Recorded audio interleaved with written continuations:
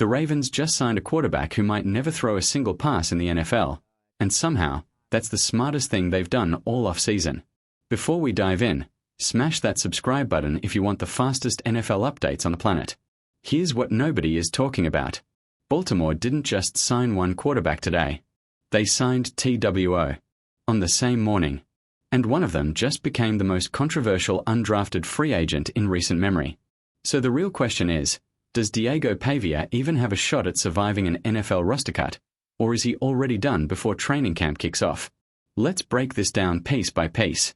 Chapter 1. The signing that has everyone talking. Baltimore just made it official. Diego Pavia, the Vanderbilt quarterback who turned the entire college football world upside down last season, is now a Baltimore Raven on a 3-year undrafted free agent deal. 3 years. For a guy most NFL scouts had written off before the draft even started. Now here's the wild part. Pavia was originally scheduled to show up at minicamp for a tryout. Just a look. Just a workout. The Ravens were supposed to kick the tires and see what was there. But Baltimore didn't wait. They skipped the audition entirely and just handed the man a contract. That tells you something right there. So why would a franchise with Super Bowl ambitions take a flyer on a 5'9" quarterback with question marks all over his NFL profile? Simple. It's cheap. The roster spot was available. And at the end of the day, Diego Pavia is a football player. A genuine, certified, make-something-out-of-nothing playmaker. You don't finish as a Heisman Trophy finalist by accident.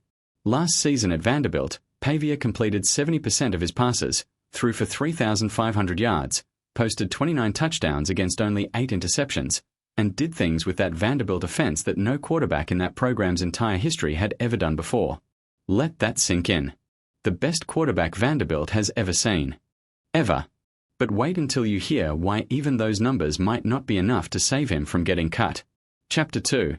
The hard truth about Pavia's NFL ceiling. Here's where we have to be brutally honest, because real fans deserve real talk. Diego Pavia is not an NFL starting quarterback. I'm going to say that clearly, and I'm going to stand behind it. The arm talent simply is not there at the professional level. The velocity is average. The deep ball is nothing special. And the size. 3 inches under 6 feet tall. The last NFL quarterback to start regularly at that height was Eddie LeBaron, and that was back in 1960. 1960. Now before you come at me with Kyler Murray, yes, Kyler Murray is listed at 5'10" at the combine. Bryce Young as well. But both of those guys are walking rockets with elite arm talent that compensates for their height. Pavia doesn't have that kind of arm. He's accurate. Yes. Reliable with the football. Absolutely. But is not going to be airing it out 55 yards downfield or threading it into tight windows against NFL cornerbacks week after week. His athletic testing backed all of this up too. A 4.52 40-yard dash is fine but not explosive. His shuttle times were decent. His arm length measured short. For a quarterback already fighting against every size stereotype in the book, those numbers don't help his case at all. One respected analyst put it perfectly. Pavia brings confidence and mobility that lifts every offense around him, but his size and arm limitations are genuinely difficult obstacles at the next level. Best case scenario for him in the NFL. A backup role in an RPO-heavy system with a coach willing to keep the playbook tight and simple. And right now with Baltimore, he's the third-string quarterback at best. Maybe. Who do you think has a better shot at making this roster, Pavia or the other guy Baltimore just signed? Drop your answer below. DP for Diego Pavia or JF for the other guy. Let's see where Ravens fans stand. Chapter 3. The real competition nobody saw coming. Here's what makes this whole situation even more fascinating. The Ravens didn't stop at Pavia. Just hours earlier, same morning, same day, Baltimore also signed Joey Fenno, a quarterback out of UConn, and suddenly this whole story flips completely on its head.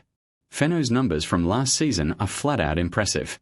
Just under 70% completion percentage, 3,448 passing yards, 31 total touchdowns, and, are you ready for this, only one interception all year. 1. In 12 games.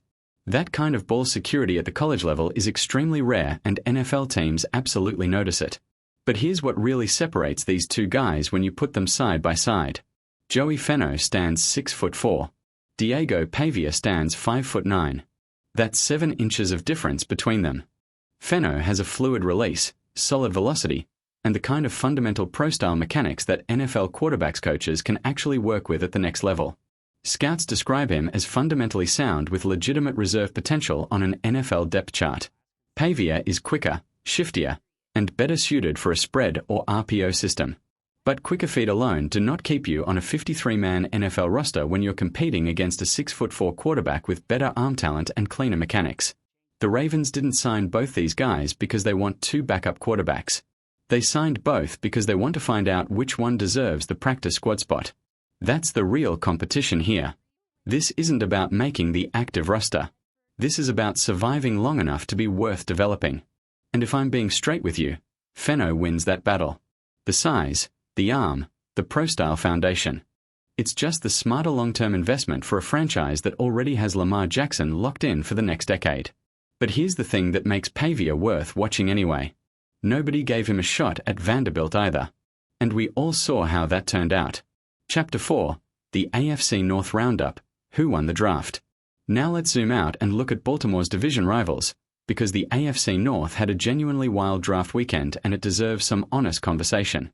Cleveland went into this draft with serious capital and they used it aggressively. 2 first-round picks, an early second, and they came away with an offensive lineman, 2 very different wide receivers who complement each other beautifully, and several developmental pieces that could genuinely surprise people. Talent-wise, Cleveland had one of the better drafts in the entire conference. The problem? Still no real answer at quarterback. All that talent around an uncertain signal caller is a recipe for another frustrating season in Ohio. Pittsburgh went a different direction. Their most talked about move was taking a quarterback in the 3rd round, a selection that raised plenty of eyebrows around the league. Their 2nd-round pick on the defensive side drew strong reviews and looks like genuine value at that spot. Overall, the Steelers were quiet and calculated. Not a lot of fireworks, but nothing truly alarming either. Just Pittsburgh being Pittsburgh. Cincinnati had no first-round pick after trading it away, and they made the most of what they had left. Their most interesting move came in the 2nd round, where they snagged a player many analysts felt was a legitimate first-round talent slipping through the cracks. A couple of their later picks also turned heads as potential steals. Not a flashy draft for the Bengals by any means, but a smart one. So here's your comment challenge for today. Which AFC North team had the best draft weekend? Was it Cleveland loading up on skill players? Pittsburgh staying the course? Or Cincinnati finding value when nobody else was looking? Drop Cleveland, Pittsburgh, or Cincinnati in the comments right now. Let's get a real debate going. The Baltimore Ravens made 2 quarterback moves in one morning, and neither of them threatens Lamar Jackson's throne. But one of them just became the most interesting roster battle of the entire offseason. Diego Pavia has everything to prove and almost nothing working in his favor on paper. Joey Fenno is the safer bet but the less exciting story. The Ravens are gambling, and knowing Baltimore, they probably know exactly what they're doing. Stay locked in. The cuts are coming. And when they do, we'll have the full breakdown right here before anyone else.